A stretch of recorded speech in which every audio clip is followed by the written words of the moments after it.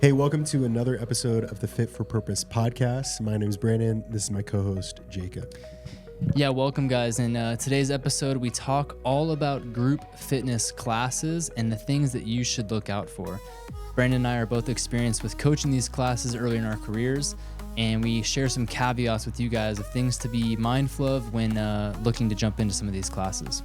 Yes, be sure to tune in, and while you're at it, go ahead and subscribe to our YouTube page and follow along. Just because it's hard and uncomfortable and sweaty, I got a good workout, quote unquote, like doesn't necessarily mean anything as far as moving in the direction that you want to move in, as far as getting leaner, getting healthier, and getting stronger and moving more effectively. One of the most untalked about things about group fitness.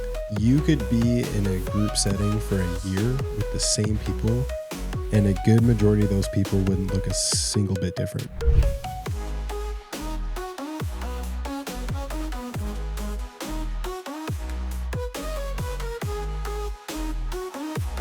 We are back, dude. Here we are. It feels like it's been a little while. It does feel like it's been a little while. Question mark? Question mark? It's like Ron Burgundy. I'm Ron Burgundy. This is Fit for Purpose? Who put the question mark on the teleprompter? Oh, man. It's so good. It is good. What's new? Well, not much, man. I mean, some things new in life, but Yeah. keeping the cards close to the chest for now. You gotta know. Yeah.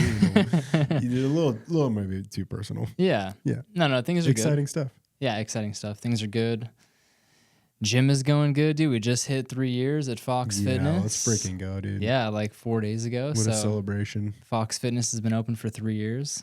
It's like a big milestone. Yeah, pretty crazy. Like you're running this thing by yourself. Yeah. I mean, you got some help, but like, yeah, this is a solo project. this has been a project. To be able to like pat yourself on the back, like, what is the stat? Like, I feel like most personal trainers like don't make it past like the first year when it comes to like it being like a career.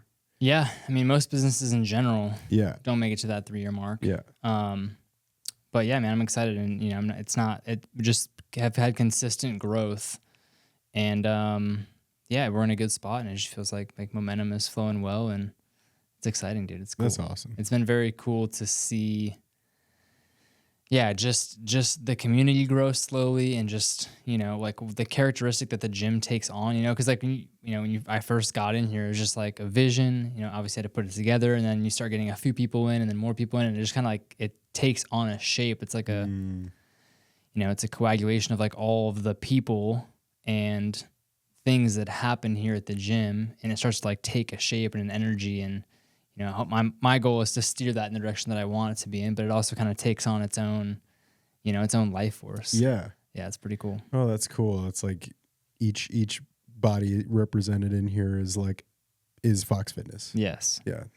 Yeah, man. So a little over 3 years, and Let's go.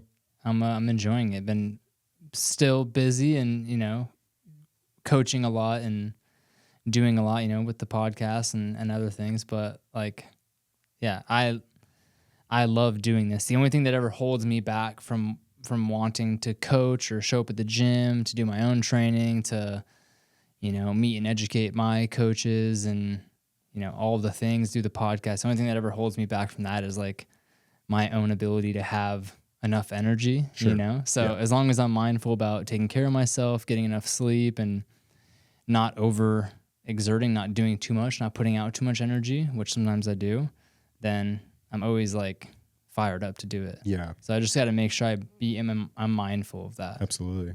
Any like big endeavors or goals that you're setting your sights on for year 4? Yeah, just continuing to my goal really is just to continue to grow the gym to where, you know, I'm coaching consistently, but I want to build up. I want to just create more abundance for the gym and for my coaches that coach here too. Yeah. So that's just the goal, is just to continue helping them grow. You know, I've got a young coach here who's like just like a year into personal training, and, you know, I want to continue to help him grow, help him get on his path, keep, you know, feeding him clients, and yeah, so things like that. And that's truly like where you start to scale, because like there's only one of you. And there's only like there becomes a point where it's like Jacob cannot take any anymore on. Like Yeah, I'm just like, we're bloated. But also, like, I think that's one of the things I need to figure out in my own business is like I have this passion similar to you to like mentor and to like coach other coaches. I think it's like I almost feel like it's like a duty to like if you have information and you've treaded waters to get to where you're at, like to be able to like pass that down to if it's helping like pass on wisdom or hey, don't do what I did or whatever that looks like it's such an opportunity to grow the next wave of people.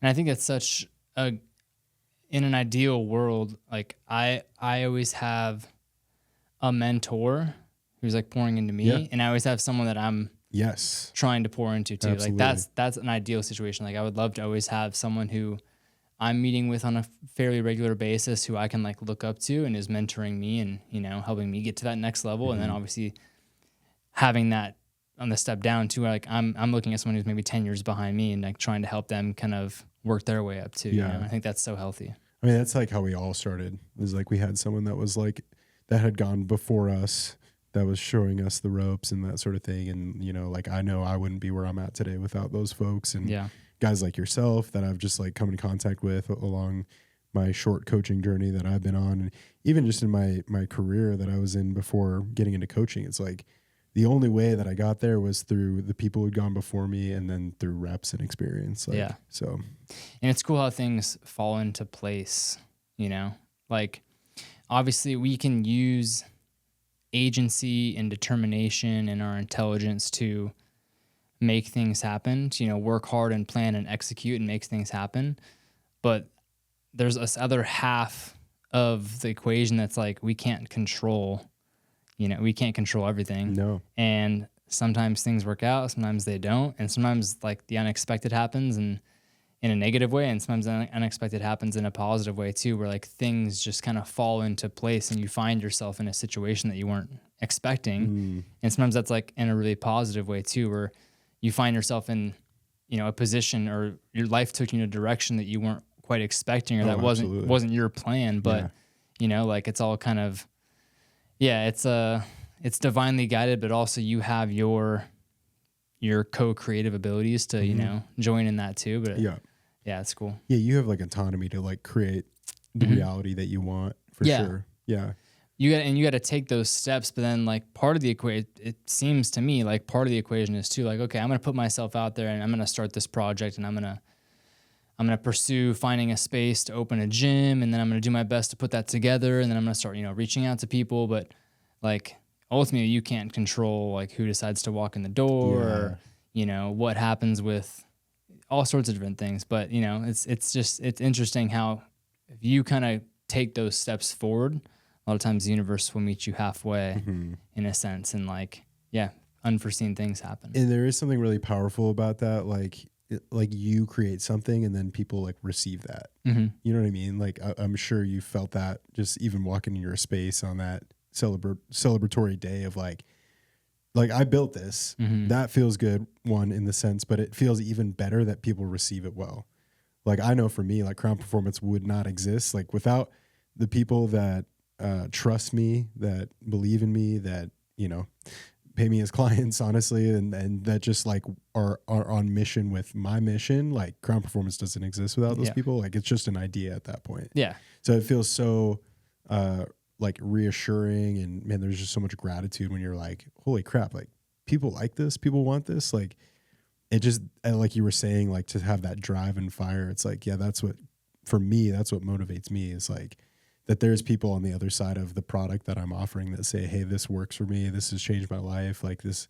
So it's a pretty good feeling. Yeah. Yeah, absolutely. And knowing like being in service to your clients, knowing that you have people that are, willing to pay up or willing to show up and pay you to, coach them and like trust you in that, like makes you want to show up and do the best you can. And and it's never like, I mean, maybe in my worst moments it is, but like the hope is that it's never done out of like a selfish ambition or like a tooting my horn of like, oh yeah, I offer this great service. It's like, no, in fact, like my service is serving others. And if I feel like when I can have that posture of meeting my clients where they're at, that's when things actually go well for me. You know what I mean? Like I feel like I've gotten to that spot in my like career path here where it's like, I know that when I have like a servant's attitude about what I do, and I kind of have like a humbled posture of just meeting people where they're at, being able to serve and give the very best I have, that's when honestly, it's crazy how this works, but it's like, that's when like leads start coming in and more people start asking about training, and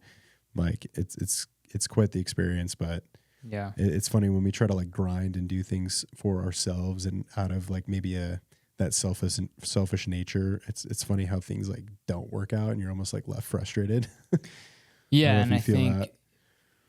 I mean, especially in our line of work, people can feel that too, you know? So I find that if I can kind of like drop myself and just focus on the task at hand and like being of service, like, you know, just like focusing and being present with the person that you're trying to coach and serve, and drop the self and just be whatever needs to be available in the moment, and let that kind of guide you. Absolutely. Then they can feel that you're present with them and in service, and you know that you truly care about what their goals are and trying to get them there.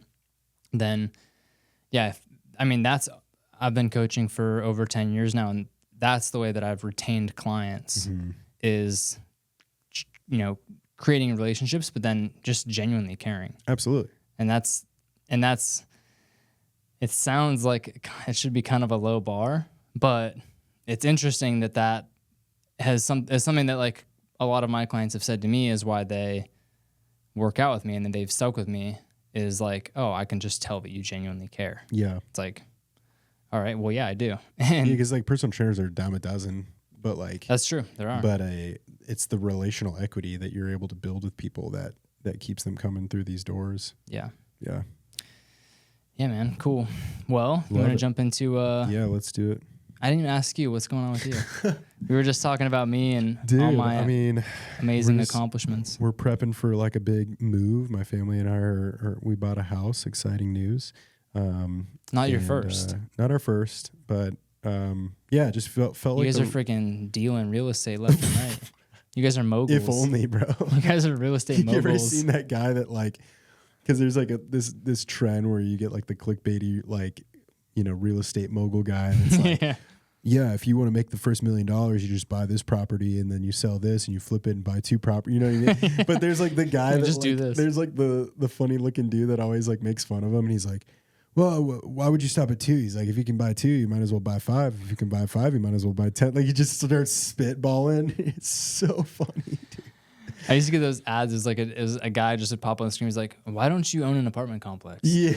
Like, that's what my wife and I actually do. I was getting ready for our episode to finish so that I could pitch you on my pyramid scheme.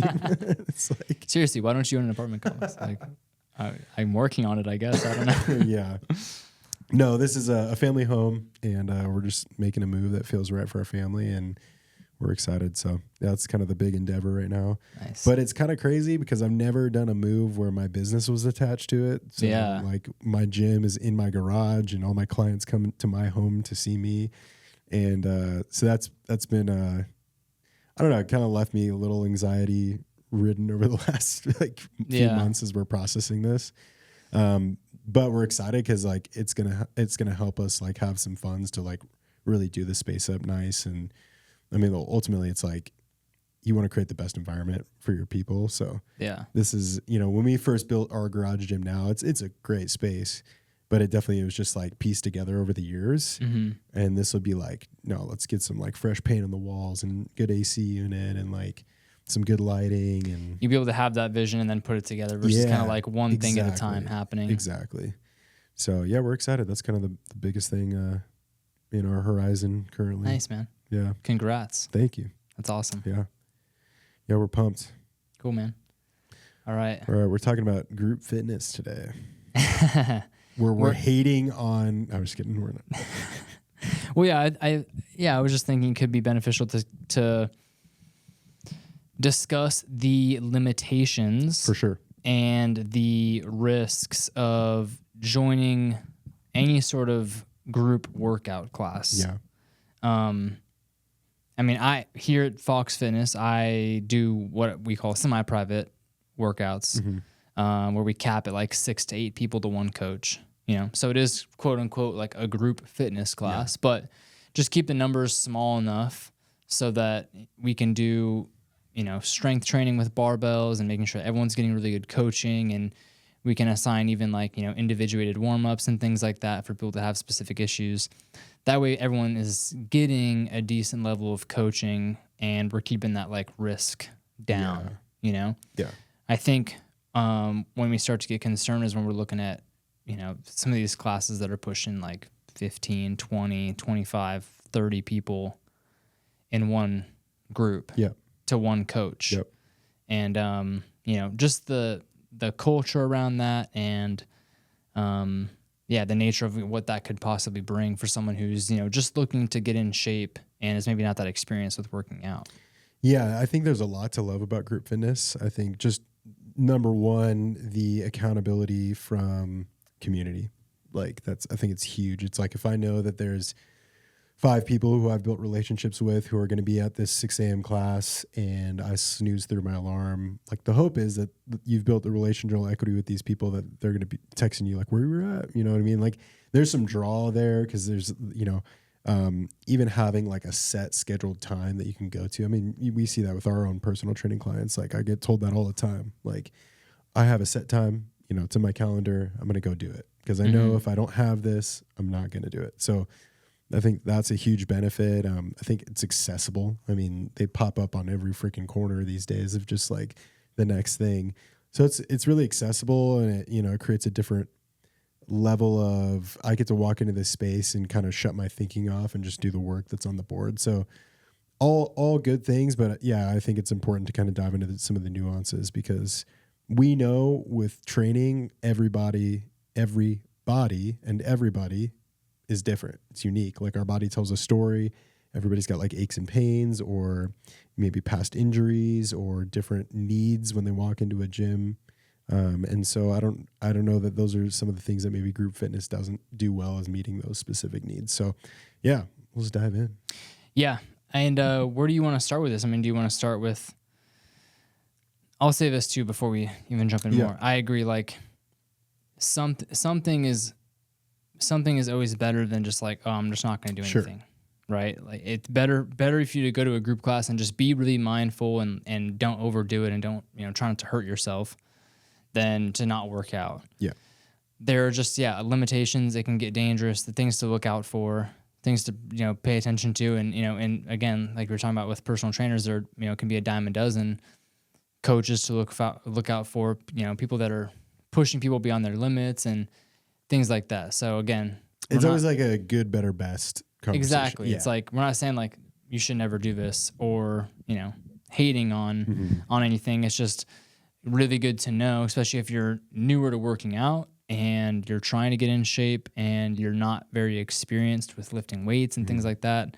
A lot of things to be mindful of because you're kind of diving into a whole practice within itself. It's not, we can make it simple, but it's also, we can only make it simple from a deep understanding. So if you have a coach who has a deep understanding, then they can simplify it safely for you. If you don't have an understanding, and then it can get a little scary, it can get a little bit complex, and small mistakes, small changes can put someone at risk for injury. Yeah. I think that's a great starting point. One of the things I wrote down was the nuances of effectively catering to the individual. If I have a class of 24 people, how do I take a one-size-fits-all program and meet the needs of that specific person? And in most cases, in group fitness settings, the coaches are not well equipped to potentially handle the progressions, regressions for people in those situations, or to be able to take let's use a deadlift as the example. If barbell deadlift is what everybody's doing, but we know that this certain individual has a history of some back issues, limited hip mobility. That's not going to be a good solution for her to just go and deadlift and be in an environment where she's being asked to push weight, push intensity, etc. So it takes a certain kind of coach to say, okay, let's change the tool, let's change the setup, let's change the intensity so it's right size for the individual. And I think that becomes really hard in that specific setting because ultimately there's a lot of different factors there. I think like a lot of people feel the peer pressure of like everybody around them is doing this thing, so I should have to do it to that level. And in that, I push and I potentially get hurt. But it's also up to the coach to be able to see that, to recognize that, to be able to walk the room and recognize that so-and-so is kind of raising their hand, you know, visually. Maybe they're not actively raising their hand, but they're standing around kind of pacing or whatever their body language is, to be able to say like, hey, something's up, right? It takes a certain kind of coach to be like, hey, are you okay? Like, what's going on here? Can we set you up for success? And I would say like, maybe this is an overgeneralized thing, but I would say in most scenarios, like coaches are not well equipped for that. And nor should they. Cause like when we talk about like monetary, you know, like what a group class coach is going to make for that hour, you kind of weed out the experienced coaches, the career coaches, because it's almost, and this is going down a rabbit hole, but like, it's kind of like a time money conversation, right? Mm-hmm. And if you start weeding out the quality of the coach because they're not being paid to do the job well, then what you're left with is folks who don't know how to navigate stuff well. So that's kind of like a long-winded explanation, but ultimately there's a lot of risk because you're taking a one-size-fits-all program and squeezing it into everybody's body. Like, yeah, you brought up a lot of good points there. I think, like you were just saying about the level of coaches that are often present in these larger group fitness classes is lower because the model for a lot of these types of gyms is to like churn and burn clients, you know, so they know that there's a level of turnover. So they're trying to just constantly sign up new people because they know that they're turning over clients constantly, and they're looking at charging competitive rates. So they're trying to keep their costs, they're trying to keep their prices down as far as what the members are paying, and they're keeping their costs down, obviously, as far as what they're paying the coaches. And, you know, you can go online and get a group fitness certification in a weekend. It's lower effort to get a group fitness cert than it is to get something where you have to work with people in a one-on-one setting. Yeah, which is like weird if you think about it. I mean, it should require more understanding and more experience to coach multiple people than to coach one. But so what you're saying is career coaches, people that are really invested in doing this as a career long term, they're getting weeded out of coaching these types of classes because they're only getting paid $20, $25, maybe $30 an hour to coach a class with 24 people in it. And a career coach is not going to want to do that because they want to make more money per hour. Absolutely. And they want to be more invested in their clients, right? So then you're in a large group setting with multiple people and a coach who is maybe less experienced. And yeah, like the example that you gave, you know, barbell deadlifts. If you, I'll just say this because I don't want to get too deep into like any one specific movement or situation. Sure. Yeah. There are many factors to consider when it comes to each and every individual as far as the movements that you're giving them. You want to take into consideration their level of preparedness, like what is their like current level of life stress, including their sleep patterns, how they're eating, what their work schedule is like, how healthy is the individual as they stand in front of you right now. If they're like a 2 out of 10 on the health scale and the preparedness scale, then I know I can only give this person so much exercise before it's actually going to be detrimental to their ability to recover and actually adapt to it. So I might only give them 3 movements, 3 sets each, and then spend the rest of the time doing some mobility and stretching and breathing practices or whatever that looks like, or even having a conversation about their diet. Whereas if I have someone who comes in and they've been really crushing their meals, they've been sleeping really well, they're like a 9 out of 10 preparedness, their health is ready to go, then I know I can push this person and I can give them a harder workout and they're going to actually benefit from that.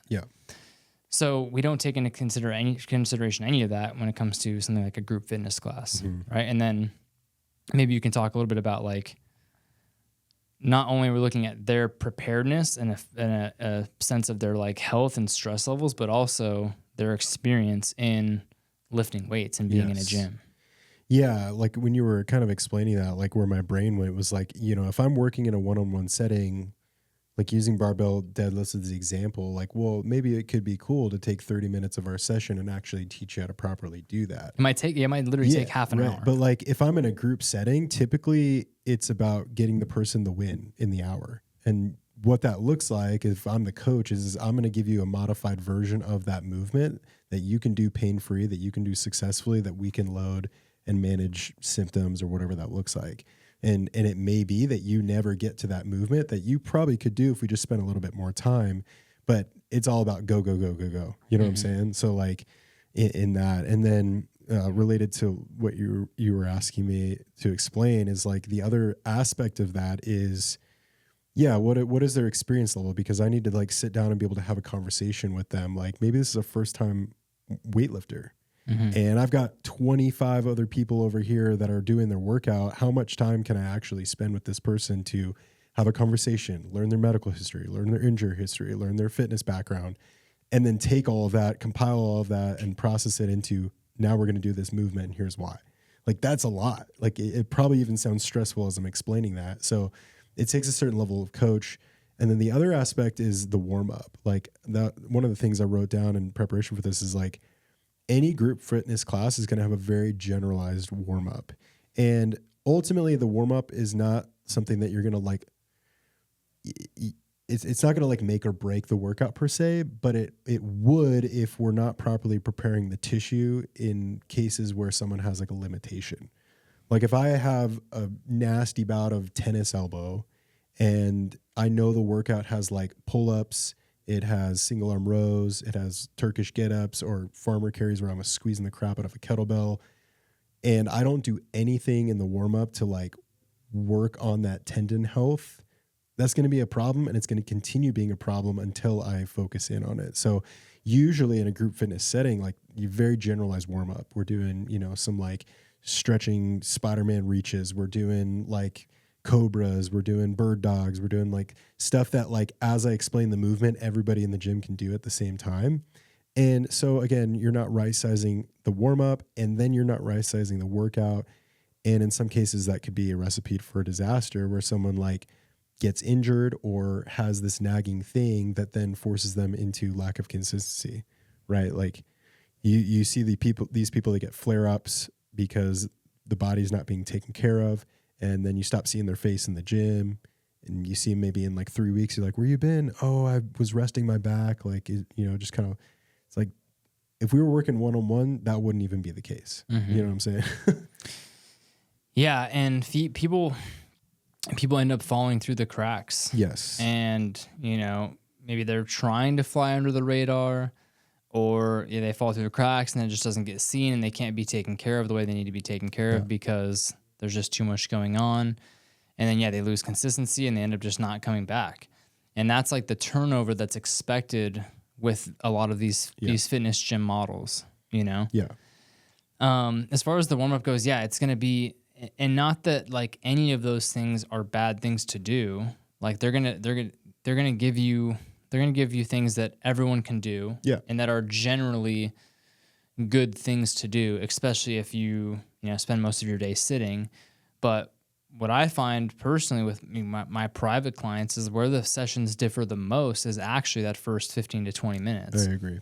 Yeah. Where, okay, I'm giving this person the things that they specifically need to be ready to do a hard workout. Yes. And like you said, everybody is different. One person might have like a right hip thing going on, or a right knee thing going on, or a low back thing, or a left shoulder thing. And it's like, okay, we're going to assess your posture. We're going to assess your function. We're going to assess what's going on in your body. And then we're going to create drills and stretches and whatever modifications we need in the warm up so we can prepare your body for what we're going to do. Yeah. And teach you how to move in a different way, because there might be some sort of dysfunction there. And then we're still going to do the like meat and potatoes of a workout. We're going to push, we're going to pull, we're going to hinge, squat, carry. We're going to get on the ground. We're going to get the heart rate up. We're going to do all those things with all of my private clients. But like you said, they're going to look a lot different. Yes. I might take 30 minutes to work on someone's hinge pattern to get them feeling it how I want them to feel it and get their body to move how I want it to move. so that they can actually get strong in a pattern that's safe versus just repeating a shitty pattern and getting strong in a shitty pattern until one day it just breaks down and they have a back issue or something collapses and then they can't work out. So yeah, it's just I always tell all my clients, the best thing that you can do, I mean, not just my clients, but anyone who's interested in training, or anyone who I talk to, the best thing that you could possibly do is work one-on-one with someone who knows what they're doing. That is the fastest route from A to B. Absolutely. That is the exponential curve of progress and getting to what your goals are. And then a step down from that would be something like a semi-private where you're kind of sharing the cost of a personal trainer with multiple people. And then below that would be some sort of group fitness training class, you know? And if that's like legitimately all that you could afford, better than not doing anything, but really important to educate yourself on what things to look out for.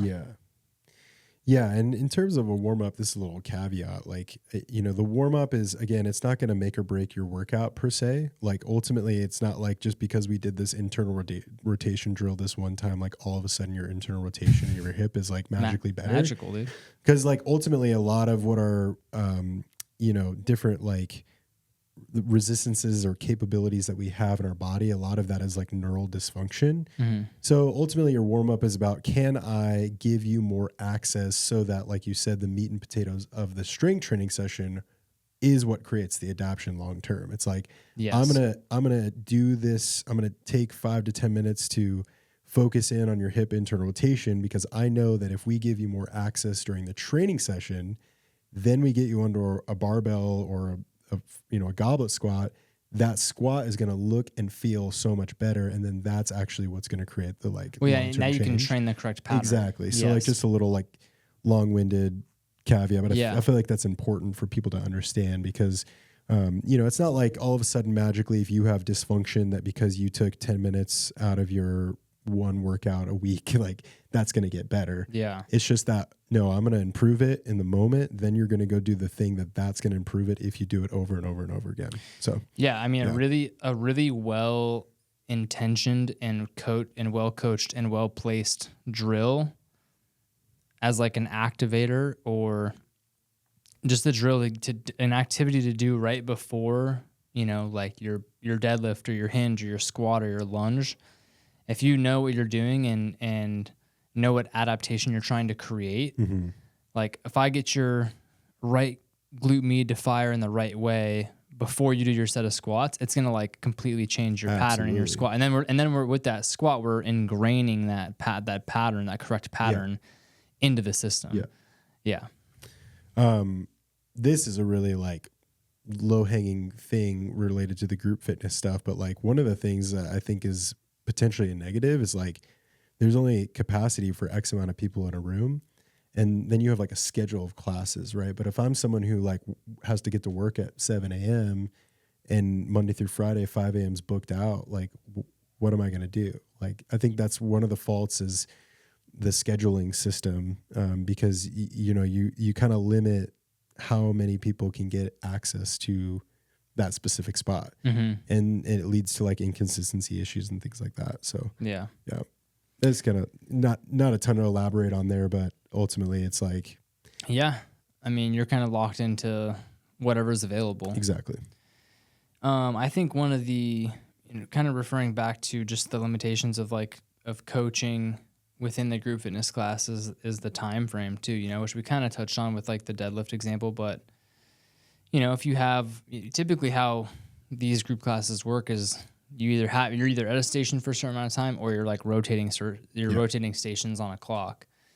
And it's like, if you're at this station for 8 minutes, like I can do my best, but it's hard to teach someone who's new how to get really quality reps and positions in a limited amount of time. Yes. When there's a bunch of other people going around them and the music's loud. Yep. So again, it's just come back to like the quality of education and coaching and what you're going to learn and get out of the session, because of it's kind of watered down.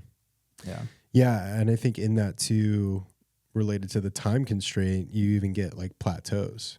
So outside of someone maybe learning a new movement, like what if someone knows the movement, is trying to build strength? Like I think at some point, because you're limited on the ability to rest and recover, like when we're working with like heavy loads, like let's say we're doing a bench press, like in order for me to create neural adaptation in that bench press, I need the time to actually recover from every intense set.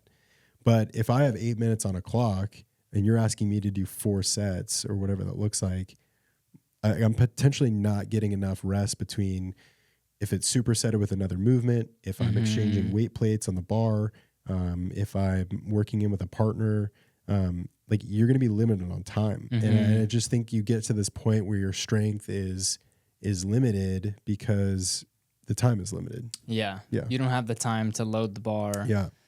Do your warm-up sets, hit your heavy sets, rest 2 to 4 minutes, get multiple heavy sets in with good technique before you have to move on to the next thing. So that can lead to plateaus in your ability to continue to grow in your strength training. Absolutely. Yeah. Like an example, like I just did a heavy set of deadlifts last week, and meant for me, like to get to a spot where like my nervous system is actually being affected by the load that I'm doing, it takes like 5 to 6 sets to get there. Right. Cause it's like, I don't want to just jump to a certain load where, I haven't prepped my body yet. It's like, I want to do like 135, 225, 315, like kind of gradually work my way up there. But if it's like, I'm hitting the set and then 20 seconds later added plates, and now I'm hitting another set, and then it's 60 seconds and then I'm hitting another set, it's like, I'm never going to arrive at that spot where I'm, my nervous system is actually being challenged by the load that I'm, able to push. So like that set for me, it took me 20 minutes. To get to it, to get effective sets in, to do the rest. And maybe that could have been condensed a little bit, but like, that's where I feel my best. Yeah. Yeah. So much of, we talk about this, so much of the progress that we make in the gym with our strength, with our body fat percentage, with our ability to move and how we feel, so much of where that comes from is the 23 hours we spend outside of the gym every day. Yep. And when you are working with someone one-on-one in a private setting, a smaller setting, even 3 people to one coach or 6 people to one coach, there's the opportunity to analyze and be coached on what's going on outside of the gym. How we can make effective changes to our eating patterns, to our sleeping patterns, to our daily lives in order to support what we're doing inside the gym. And I found, coaching large group fitness classes for years, because a lot of times as a coach, it's kind of where we get our start. I just found so often people were showing up 4 or 5 days a week and busting their ass in the workout, in the class, but not actually seeing measurable progress as far as getting leaner, getting stronger consistently over time, even improving things like flexibility.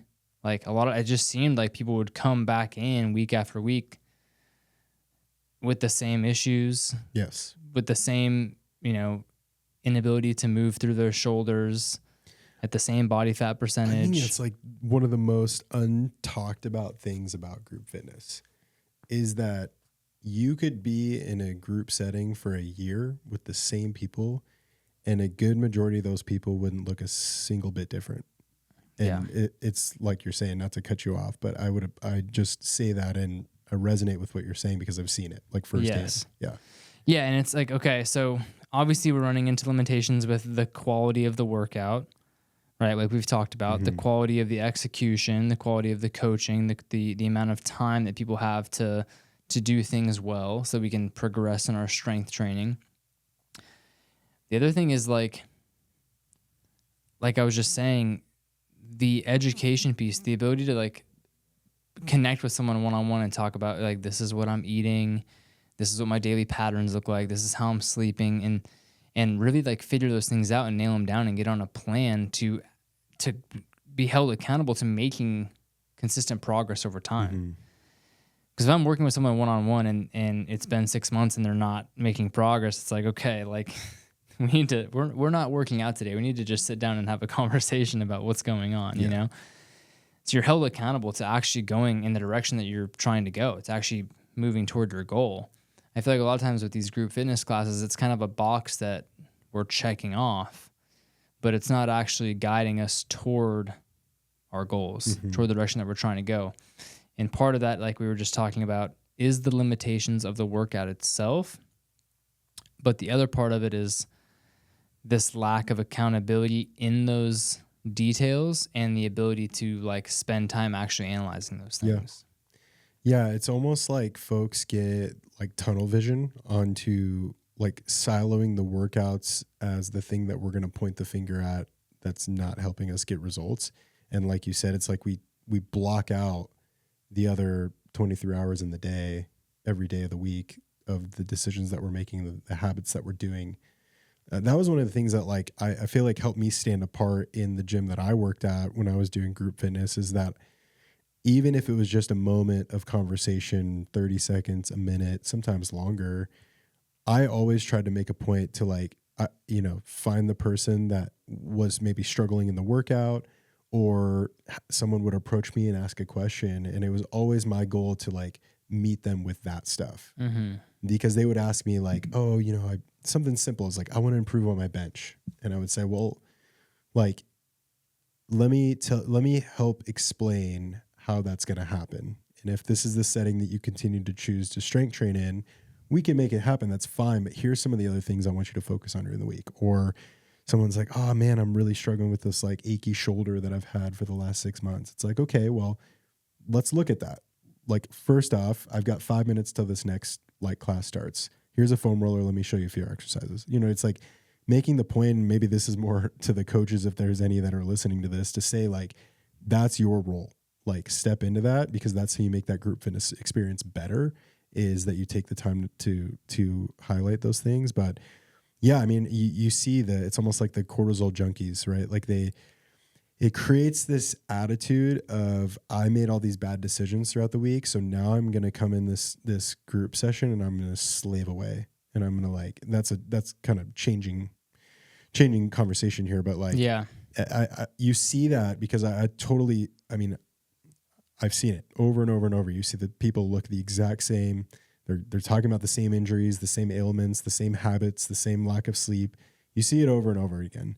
And I think it creates this attitude of like, group fitness is about rewriting the sins that I made with like a hard workout. You know what I mean? Like, which is totally just backwards. Yeah. Like, exercise, like group fitness is really, it's kind of become this area where we think that because we do hard shit for hard shit's sake, that I'm moving in a positive direction.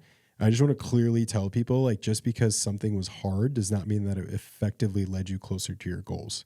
Like, as clear as day. Like, because you're sweating more, because maybe you burn more calories on your Apple Watch, because maybe the movement was very novel and challenging, it does not mean that you moved closer to where you wanted to go. Yeah. The reality is, doing things effectively, getting a good stimulus, and consistently doing that over time is what leads to results. So, yes. But group fitness has just this realm where we just chase the cortisol high and the challenge and the sweat, the calories, like, so. Yeah. And a lot of times that just leaves us spinning our wheels. Yeah. And not really getting anywhere, like you were just saying. Yeah. The cortisol junkie piece of it too is like, that's such a key component, because that is what you're looking for with this group class experience, or so many people are looking for, what these group fitness gyms are trying to serve people is like, crush yourself for 45 minutes to an hour, bond with the people around you because it's hard, and then you feel good after because you feel accomplished and you get that like, dopamine high. And then you just do it again and again, but you're not actually, like you're saying, you're not actually taking steps toward where you're trying to go. Mm-hmm. You're just like, you're kind of like a drug addict in a sense.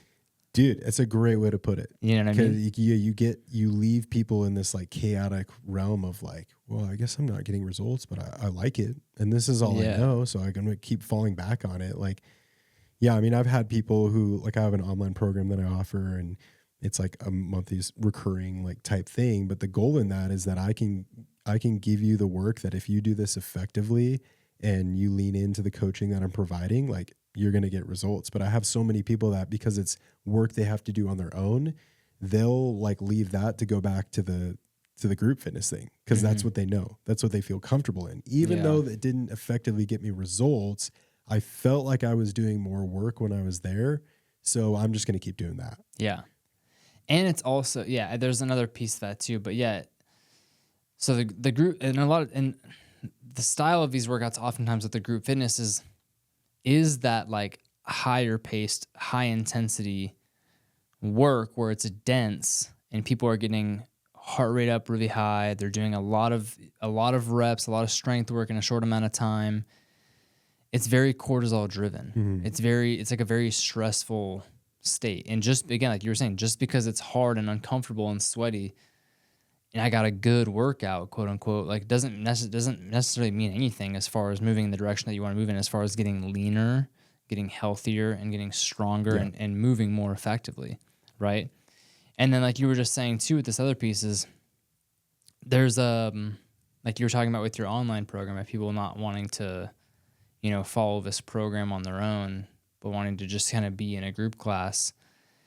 There's also this level of like avoidance of kind of exploring the self. Like when you work with someone one-on-one, they're going to point out all the little things that you're doing wrong, and they're going to challenge you to like really slow down and be present with what you're doing. Or if you have to do something on your own, then you can't just like be distracted by the music and the people around you and the pace at which you're moving at. You're having to like hold yourself accountable to meeting this uncomfortable experience on your own, and not uncomfortable in the sense that it's like really hard and fast paced, but uncomfortable in the sense that you have to like really pay attention. Yeah. And there's a big difference there. Like being present with what's happening and moving slower and like really being aware of your body is so much different than like, I'm just going to distract myself with loud music and a fast paced workout and 20 people around me. And I'm just going to like go until, I'm sweating and laying on the floor and like, oh, I got a good workout. Yeah. It's like, was that productive or was that just hard? Yeah. And I think like ultimately people have to ask themselves that question. Like, was this actually productive? I will say this with full confidence and I've had some clients who like will fall off and is what it is, but I can guarantee you that every person that is with me and has been with me for the last year plus has gotten results.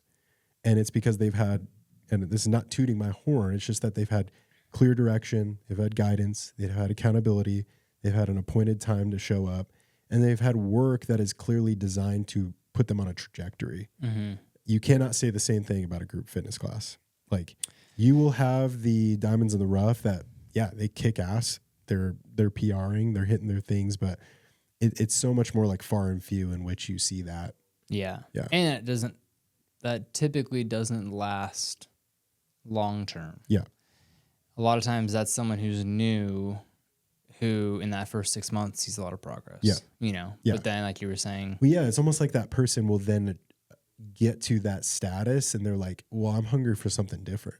You know what I mean? Like they almost start to like, and I actually like, this is a random tangent, but I think that's where like stuff like High Rocks gets really popularized because it's like, well, I've done this thing and I've plateaued at this thing. So now I need to like chase that next thing. Does that make sense?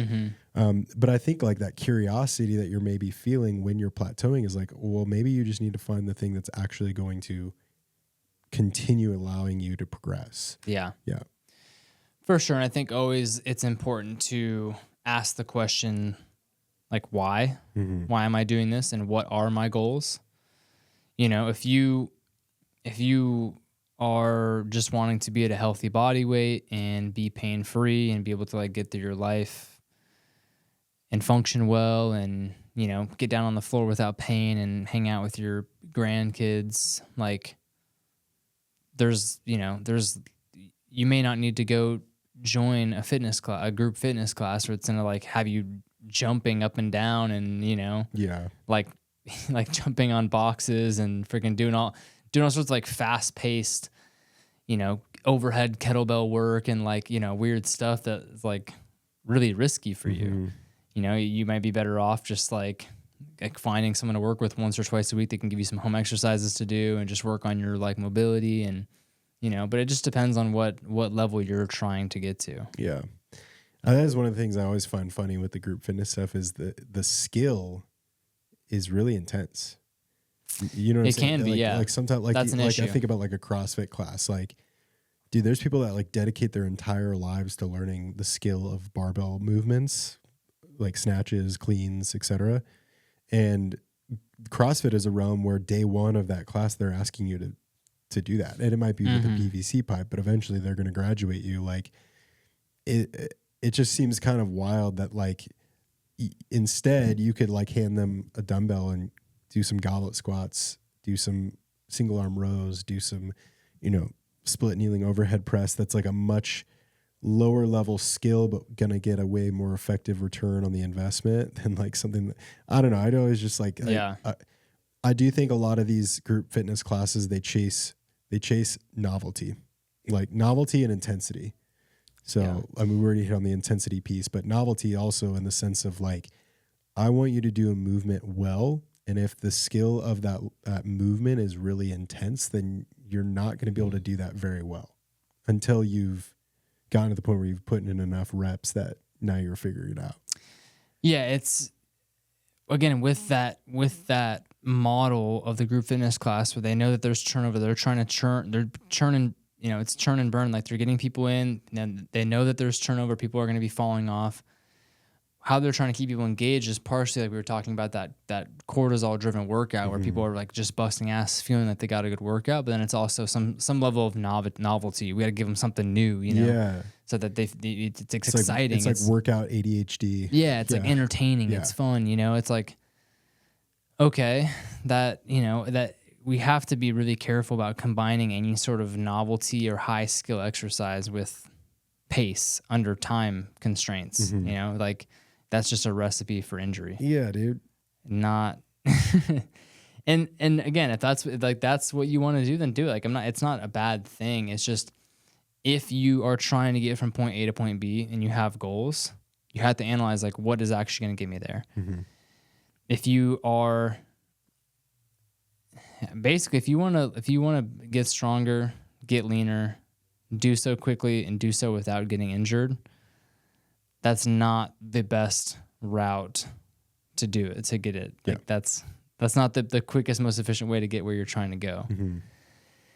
That being said, I would much rather someone be doing something as long as it's well-intentioned. Like you said, they're not just punishing themselves in the gym and checking a box.